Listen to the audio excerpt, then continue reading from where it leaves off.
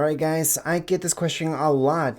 If you're playing on your Nintendo, PlayStation, Xbox, and you think you don't have an Epic Games account, well, if you're playing Fortnite, luckily you do.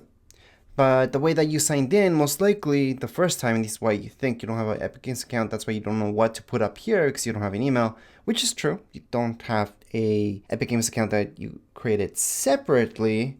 What you did do, and you may not have noticed, is just signed in using your Xbox, PlayStation, Nintendo. So those are your Epic Games account. So you do not need to make another one. You can just go ahead and sign in with your Xbox, PlayStation, Nintendo. Obviously, those accounts, so Nintendo has a password, PlayStation has a password, Xbox has a password. Whatever passwords you guys have for those specific accounts, those would be your passwords to get into your Epic Games account. So yes, you do have an Epic Games account. That's a good thing.